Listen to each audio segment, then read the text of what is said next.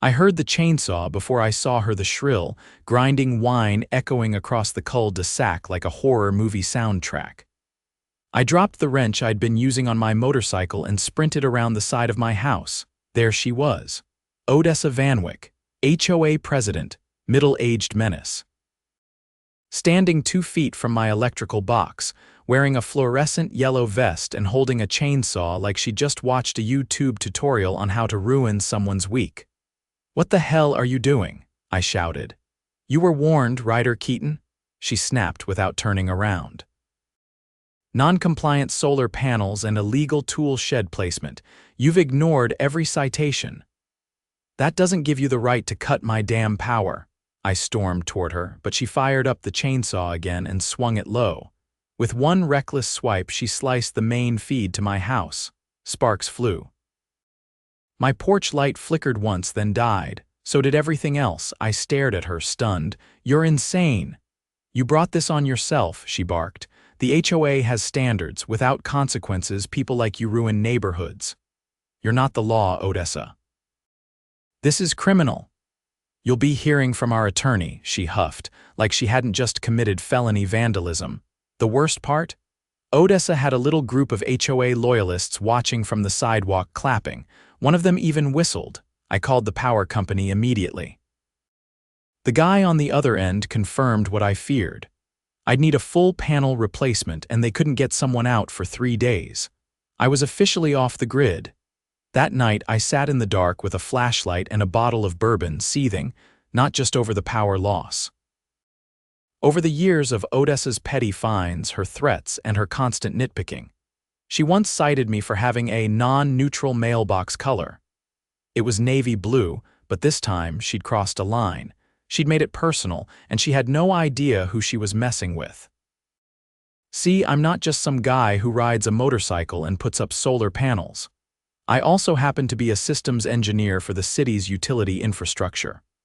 Water, power, gas, you name it, I've had my hands in it. Legally, ethically, and with all the right certifications." Odessa thought she'd cut me off, but she just plugged me in. By morning, I had a plan. A perfectly legal, technically justified, and entirely deserved plan. I filed a maintenance flag on the HOA's utility grid under an obscure but valid code, inconsistent load behavior across shared delivery nodes. It triggered an automatic inspection protocol. By the time Odessa finished walking her yapping Pomeranian around the block, every utility line serving the HOA's common areas, including her own house, was flagged for inspection, which meant they were shut down, water off, electricity, dark, gas, locked, all by the book. The kicker: due to a backlog in the inspection queue, there'd be no resolution for 7 full days. Odessa found out the hard way when her morning Keurig brew didn't start. I was back up by that afternoon. Quietly. Legally. My personal line was separate from the HOA's grid, and I'd rerouted everything. Odessa came storming down my driveway around sunset, her hair frazzled, holding a flashlight like it was a weapon. "What did you do?" I leaned against my fence, sipping coffee from a mug that said HOA this. "Just following standards," I said. "You brought this on yourself." Odessa's flashlight beam jittered as she jabbed it toward my chest, eyes wild and voice pitched higher than usual. "You deliberately sabotaged community utilities," she hissed. "You've endangered lives." I didn't move. "Actually, I flagged multiple code violations. The city did the rest. You'd know that if you ever bothered to read public utility regs. Page 73, subsection C, any anomalous load variance in a shared grid must be investigated before resumption of service. You're welcome." She blinked, clearly not expecting a calm, technical response. "This is abuse of power," she snapped. "Funny, that's what I thought when you tried to cut through a live cable with a chainsaw." She flinched just slightly, then tried to recover. "The board will have you removed from the community." "Odessa, this isn't a co-op. I own my home outright." "You don't have that kind of authority, and I suggest you lawyer up. I filed a police report this morning. Interfering with a utility is a felony in this state. They'll be contacting you." That shut her up for a beat. Her mouth opened, then closed again like a fish yanked suddenly from water. "You're bluffing," she said, but her voice wavered. I pulled my phone from my pocket and tapped a screen. "Detective Montero, Property Crimes Division, wants to talk to you about the footage I submitted. You were very thorough, even brought your own safety vest." Almost looked legitimate.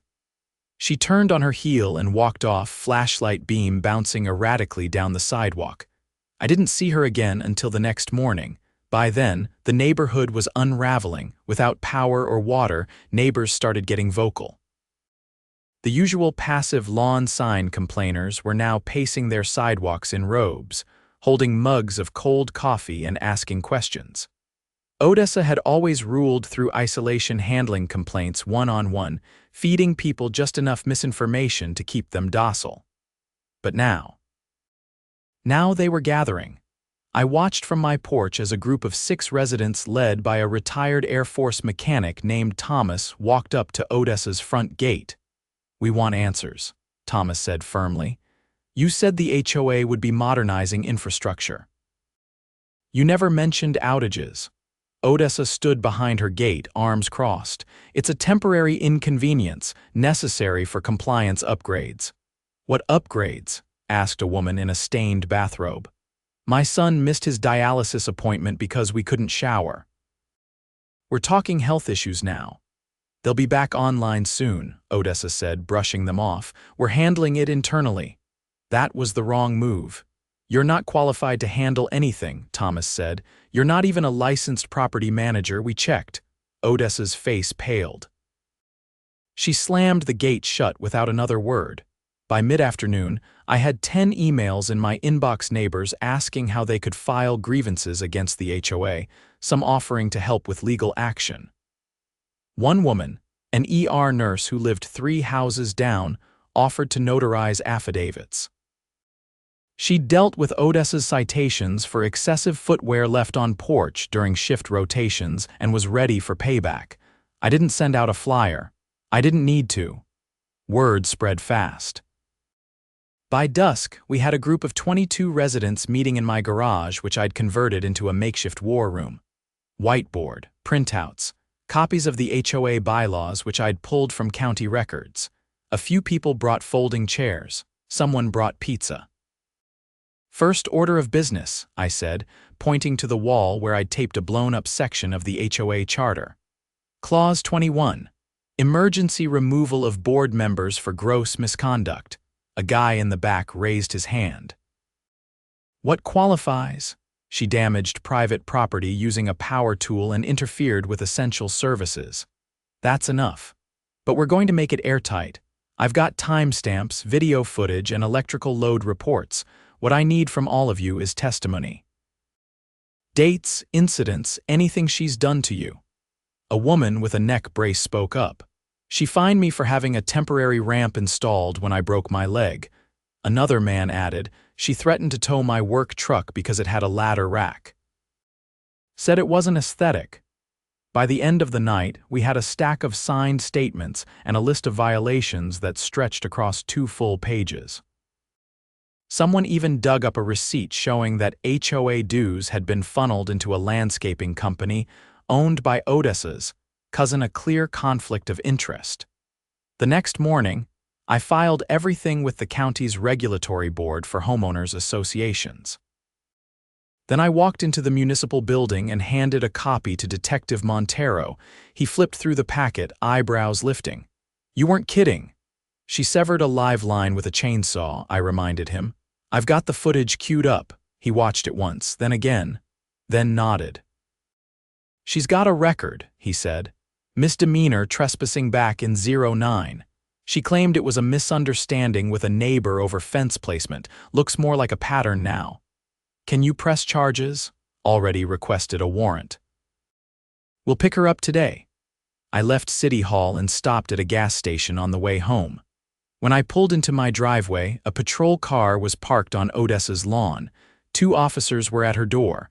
One of them held a copy of the very same footage I'd submitted. She didn't go quietly. I stayed back, leaning against my porch post as she shouted about conspiracies and rogue neighbors. She tried to invoke the HOA as some form of diplomatic immunity. The officers didn't buy it. They cuffed her in full view of the neighborhood and walked her to the car. The silence that followed was satisfying, but we weren't done. That evening, we held a formal emergency vote to dissolve the current HOA board. The turnout was enormous. Even the older couples who usually kept to themselves turned up with printed ballots. Odessa's loyalists tried to stall things, claimed the meeting was unofficial, that proper protocol hadn't been followed. But we had a licensed paralegal present, and she shut them down with a single sentence. This meeting was announced with 72 hours notice and meets quorum under Article 4, Section 2. Continue. The vote wasn't even close. The board was dissolved. A temporary oversight committee, including myself, Thomas, and 3 others, was appointed to manage the transition.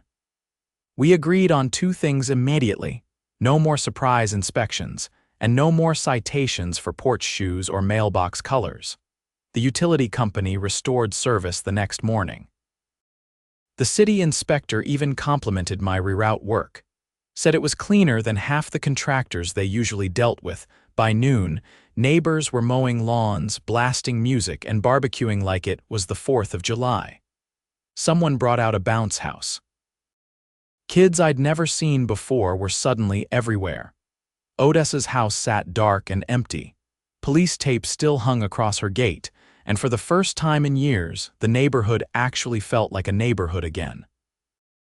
By the time Monday rolled around, the temporary oversight committee had already organized a full audit of the HOA's financials. We weren't just trying to pick up Odessa's mess, we were determined to find out how deep it went. The more we dug, the uglier it got. It started with a line item labeled Community Enhancement Initiative. Nobody on the committee or in the neighborhood had ever heard of it. The entry showed recurring monthly payments that added up to nearly $70,000 over the past 2 years. The listed recipient: Zeridian Consulting.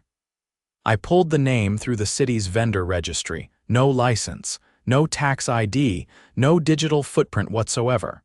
It didn't take long to connect the dots. The address attached to the payments traced back to a P.O. box in a neighboring town, and that box was registered to 1E. Vanwick, Odessa's nephew, I forwarded the entire file to Montero. His response was quicker than I expected. Within 24 hours, the district attorney's office was involved. Apparently, this wasn't the first time Odessa had dipped her hand into community funds. She'd done something similar 5 years ago in a smaller HOA downstate. But the case had fizzled when the residents chose not to press charges. We weren't making that mistake. That Wednesday, Thomas and I met with the assistant DA in a downtown conference room with floor-to-ceiling windows and the kind of chilled water dispenser that made you feel like you were in a crime thriller. She listened to everything, flipping through our documentation with methodical precision. "You've got solid grounds for criminal misappropriation," she said. "And if she used HOA funds to pay family under a shell contract, that's wire fraud. Possible mail fraud too, depending on how the invoices were handled. You planning to keep this civil, or do you want to press felony charges?" Thomas didn't even look at me. "We want the full weight of the law." The assistant DA nodded. "Then let's get started." The next few days were a flurry of subpoenas, interviews, and document handoffs. Neighbors who'd never spoken more than 10 words to each other were suddenly sharing scanned receipts and bank statements. A retired IRS agent who lived 2 streets over joined the effort, sorting through the HOA's past 3 years of expenses like he was back on a federal audit. He found even more: double-billed landscaping services, inflated maintenance charges on non-existent repairs, and a quarterly security consultation fee paid to a company that hadn't existed since 2012. Odessa had been bleeding the neighborhood dry with creative accounting, hiding behind a wall of jargon and fear. One night, I got a call from Montero. "We traced several of the payments through a dummy account in Belize. She's not just stealing, she's laundering." You might want to let your committee know this case just escalated to federal jurisdiction. The FBI got involved the next day. They didn't show up in suits and sunglasses. 2 agents in business casual arrived in a silver sedan, walked into the HOA's former office, and left with 3 hard drives and a filing cabinet. The neighborhood buzzed for hours afterward. People stood in driveways, whispering like they lived in a political thriller. Meanwhile, Odessa had been released on bail, but she wasn't coming back to her house. Her attorney had advised her to stay with family out of state. Her property sat abandoned, grass overgrown, a "for sale by owner" sign stuck haphazardly in the lawn, already warping in the sun. With the HOA officially dissolved, the committee's next job was to replace it with something better. We held a vote on a new neighborhood association, one strictly voluntary, with no enforcement powers and full financial transparency. Membership would get you access to community events and shared maintenance discounts, but nobody would be citing you for your porch furniture or what shade of beige your front door was. The vote passed unanimously. We weren't just fixing what Odessa broke. We were building something new. A week later, we held our first official neighborhood gathering under the new association banner. We set up folding tables in the park, brought out speakers, and someone even hired a live jazz duo. It wasn't fancy, but it felt right. Real. People laughed. Kids played. I even caught the guy who used to glare at me every time I revved my bike helping someone carry a cooler. Around 7, Thomas stepped up to the mic. He was never one for speeches, but he kept it short. "We took back our street," he said. "Not just from Odessa, but from the fear she built into us. That's done now. We're neighbors again." Applause broke out, and for the first time since I'd moved in, I actually felt like I belonged here. Later that night, I was packing up cables when the ER nurse, June, walked over with a glass of lemonade. "Still can't believe she tried to cut your power," she said. I took the glass. "She thought nobody would stand up to her. She was wrong." "Yeah," I said, watching a kid chase fireflies across the grass. "She really was. The fallout wasn't over. The case against Odessa was moving fast." With federal prosecutors now involved, she was facing charges that could carry serious prison time. Her assets were frozen. Her lawyer had gone silent, and her nephew, already flipped, offering full cooperation for a reduced sentence. Apparently, Odessa had dragged half her family into her schemes without telling them the full extent, but none of that mattered to us anymore. We weren't waiting for the courts to fix things. We'd already done it ourselves. There was something poetic about it. She tried to cut power from one house and lost control of an entire neighborhood, and in the end, all she'd left behind was a broken chain link and an empty house no one wanted to touch. We put up a new community bulletin board the next week. First pinned note: a flyer for a neighborhood chili cook-off. Second, a thank you card signed by 24 residents addressed to Detective Montero and the Assistant DA. Third note, a hand-drawn picture from one of the kids. It showed a house with solar panels, a motorcycle out front, and a big smiling sun labeled Mr. Keaton's house. I didn't say anything. Just pinned it higher where everyone could see. 3 weeks after Odessa's arrest, the neighborhood had something it hadn't seen in years. Peace. There were no more threatening letters in mailboxes, no one measuring grass height with a ruler, and no clipboard patrols walking the sidewalks at dawn.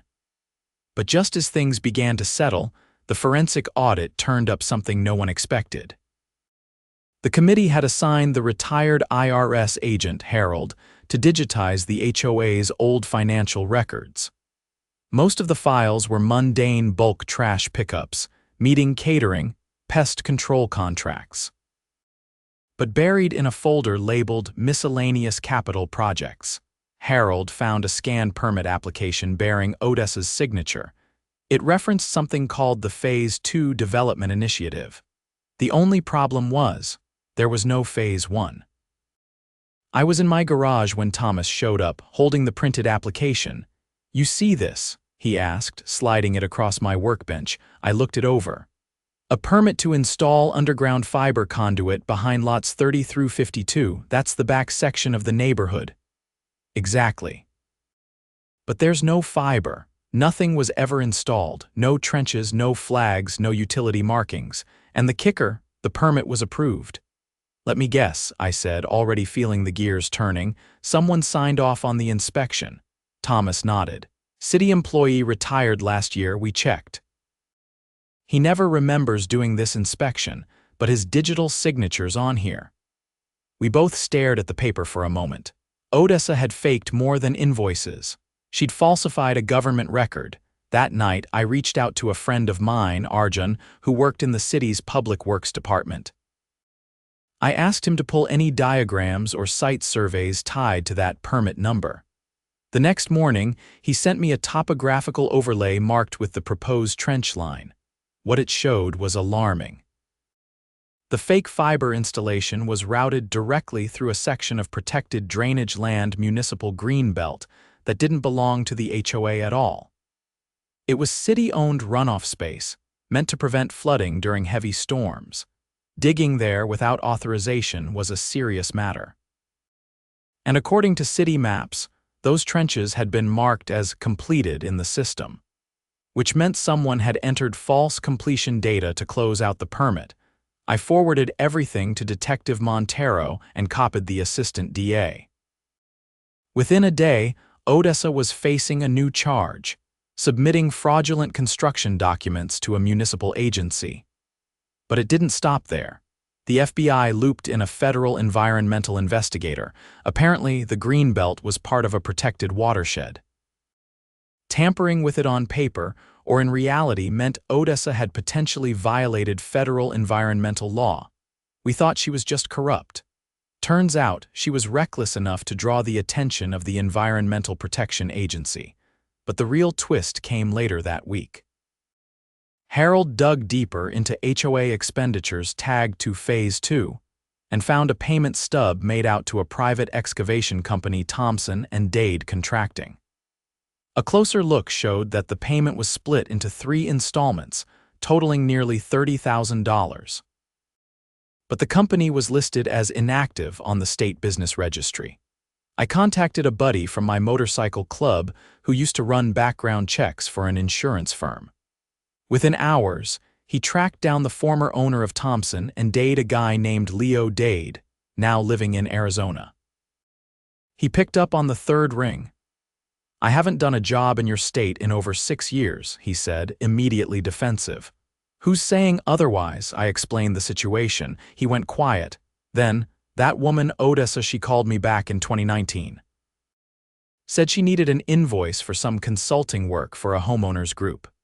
I told her we weren't operating anymore, and she offered me $500 just to let her use the company name. I didn't ask questions. I needed the cash. Did she ever do any actual work with you? Not a minute." I thanked him and passed the recording directly to the DA. That was the final nail. The grand jury convened a week later. The charges against Odessa now included wire fraud, falsifying city permits, environmental misrepresentation, and embezzlement. Her legal team scrambled to file motions, but the evidence was overwhelming. The same week her trial date was announced, a city crew arrived to inspect the Greenbelt. What they found confirmed our worst fears. Someone had dug shallow trenches behind the back lot line, then filled them in sloppily. The soil had been disturbed just enough to damage the root systems of several native trees. Worse, one of the runoff channels had been partially blocked, increasing the risk of neighborhood flooding during heavy rain. The city posted a notice. Emergency remediation would begin immediately. All costs would be billed to the HOA's remaining assets. The total? $41,000. The residents voted to liquidate Odessa's property to cover the damage.